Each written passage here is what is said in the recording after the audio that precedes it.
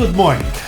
Welcome to another edition of the Sigma podcast, where today I'll be hosting my former boss and mentor, because last time I forgot to mention that, but yes, he was also a mentor to me, Reuben Portanier.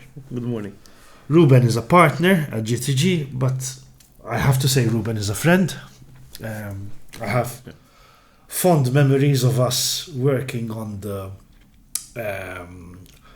the overhaul of the legislation for the land-based machines. Reuben getting us the food, and the lawyers, without mentioning all that, the lawyers working in a very tiny room in that Tashbish office Till 2 o'clock in the morning. Till 2 o'clock, 3 o'clock in the morning. And Reuben used to be there as well to help us out. So he used to lead by example. I have fond memories of those days. I had just started in the gaming sector. Yes, definitely. But to the present day, remembering the past, how are you seeing the industry in Malta right now? Given the challenges it's facing, for example, the court cases which are going on, Germany, Austria, Netherlands. How are you seeing the MGA adapt to the situations we find ourselves in? And how is what's going on in the rest of the world affecting the gaming sector? Well, that's a very loaded question. Yes, but you can start breaking it down. Yeah, let's start breaking it down. So from the way how I see things that have evolved from the time when I was CEO till the end of 2013 till today, there were a lot of improvements, both from a legislative point of view. Even the industry itself has evolved, both from a technology point of view, from a maturity and responsibility point of view. So, things are natural. It is natural that as things go forward, there is growth. The important thing that the growth is done in a sustainable fashion, and I believe over the years it was a sustainable growth. Also due to the fact that the strategy at the beginning was always centered around creating a full ecosystem. Mm-hmm. And therefore, it wasn't only about the licensed operators, but it was also anything that goes around the licensed operators. So, having a robust banking system, mm-hmm. having, professionals that can support the operators and in very specialized circumstances. We are now seeing the fruit of all of that. You mentioned the court cases. With the court cases that have been happening from Austria, for instance, where there are Maltese law firms that are so specialized in the gaming sector that they can actually come up with a strategy to rebut that wave, so to speak. So on that front, I see that there were positive developments. Naturally, there are also the negatives. And most of them center around what is happening around Malta, because Malta doesn't live in a bubble. We are an island, and we have to consider ourselves that we should not be an island in this sense, because we are living in a global economy.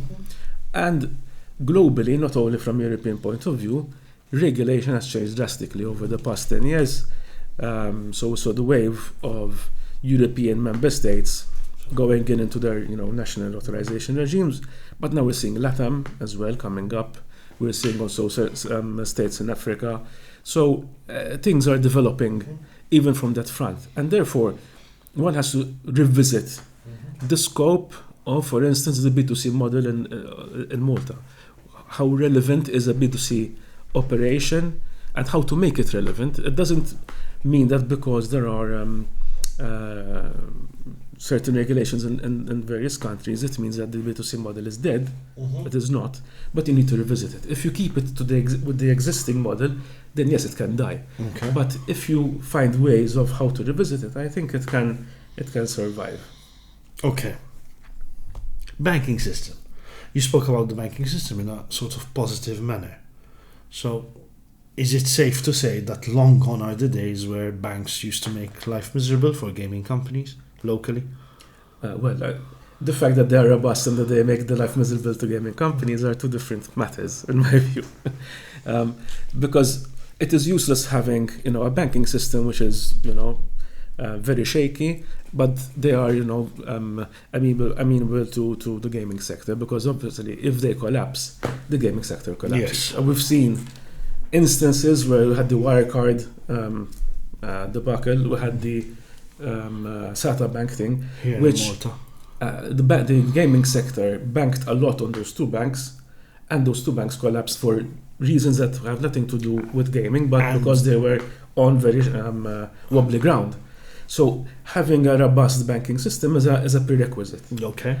The fact that they make their lives difficult, that is something that has to do with risk appetite, unfortunately, and sometimes it is also dictated by what happens at a higher level. There's a hierarchy in the banking sector of corresponding banks, etc., Yes. etc., and those create pressures on the smaller banks, whom to onboard and whom not to onboard. Okay. Now, slight deviation from gaming, but also linked to the banking sector. I don't want to mention names, but does it concern you that currently one of Malta's largest banks could possibly be bought out by a smaller bank, which is also local, and we're not getting a foreign bank to replace that foreign bank which is being purchased locally?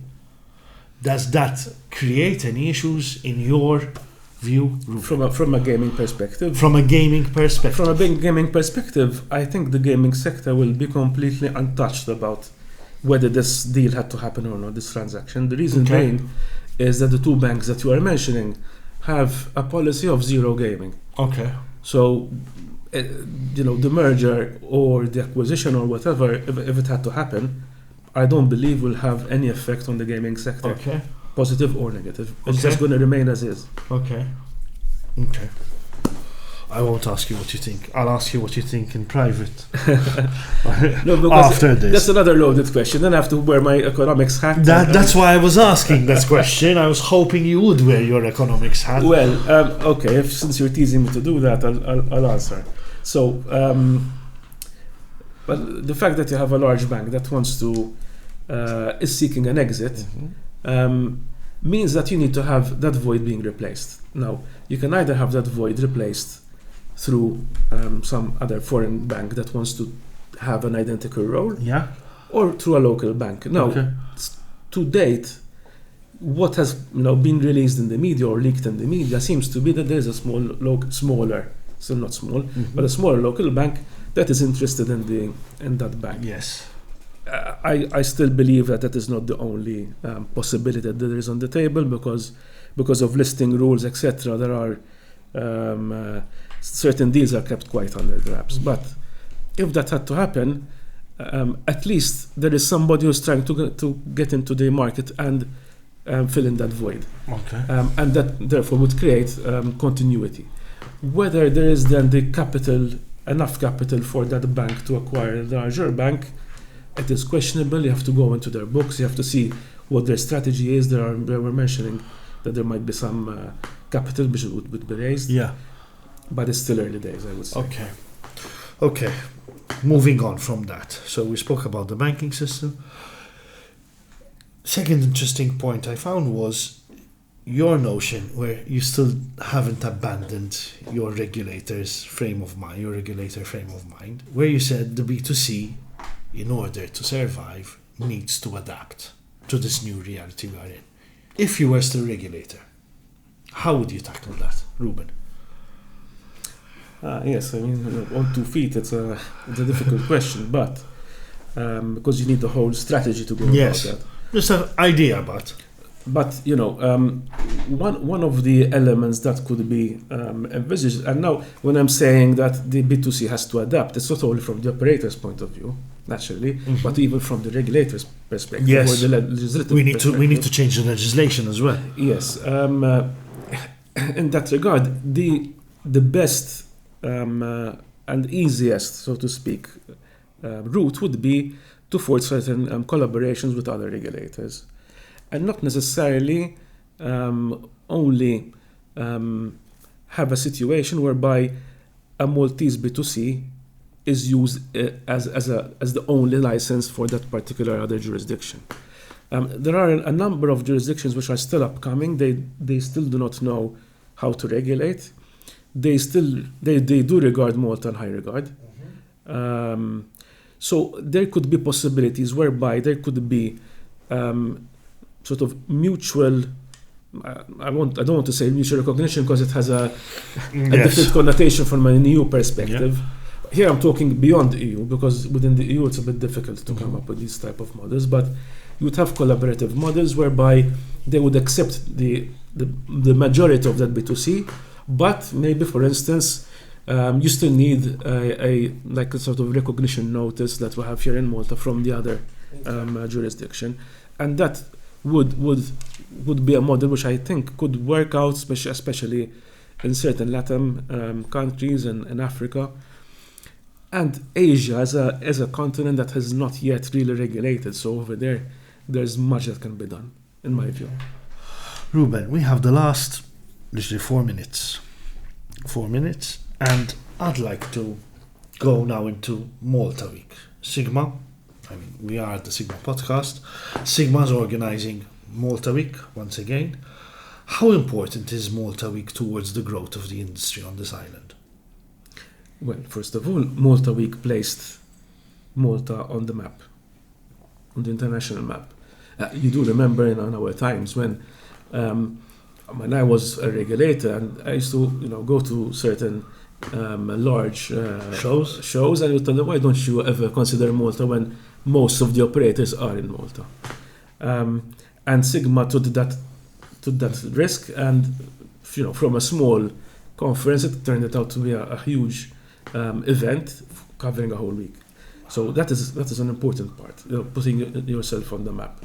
Secondly, from an economic point of view, naturally, I don't need to explain, what it does generate. 27,000 people are coming. Over 30,000 people will be present, between Maltese and foreigners. The amount of meetings that are going to happen at Sigma and off Sigma, with business dinners and lunches. Yes. And so it's, the economic effect is the ripple effect is huge. It's very tangible. However, the real, I think, long-term effect is that it can create, or it does create, because it's not the first time that we're having Malta Week, it creates links and bonds. And that creates long-term business, whereby people, and we've seen this even after COVID, they started to appreciate more the fact of meeting up in order to sign a business deal, in order to know with whom you're going to be partnering with. And, Sigma gives an excellent opportunity for that. And the amount of activities that there are and the events that happen around Sigma are, the best way of how to... And for yourselves, for GTG, how important is Sigma? No, Sigma is always on our calendar, naturally. So it is quite important, obviously, for us to meet our clients, again, in person, but also to meet potential clients, which probably, and we have some meetings already set, which we have sent out proposals to, but we never met. And by meeting here in Malta, you can get a feel of who the client is, they get a feel of who we are. And I think this is the same for everybody in the industry. It's the same. It's the meeting place to be. Reuben, last question before we stop. From your time as a regulator, what is your fondest memory? Oh, one of them was the funny incident we mentioned in the last podcast when we got stuck in Brussels because of the ash cloud, and that was unique. That was a unique one. That was me, you and Chris from from the ministry at the time. It was quite a funny. I don't know if I should use it, but Jeremy Clarkson said in situations like that you discover how many times you can turn your underwear around. Yes. We were stuck on a bus for 72 hours, if I'm not mistaken, traveling from Brussels to Rome. To Rome.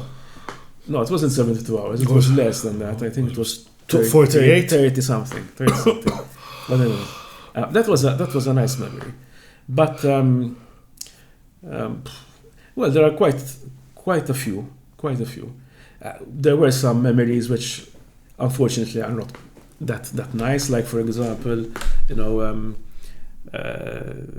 there was a hold up once in a casino, so we had to go and visit what happened over there. Birgo. At the time, the casino doesn't exist anymore. Casino di Venezia. Casino di Venezia. So that was a negative memory, which I keep on, looking back at. But there were a number of every accomplishment that we made, whether as an authority or even the people in the authority, they were all nice memories to cherish in reality. Reuben, thank you so much. It was a pleasure hosting you. Thank you, viewers, for seeing this podcast. And in the meantime, I wish you all the very best. Thank you.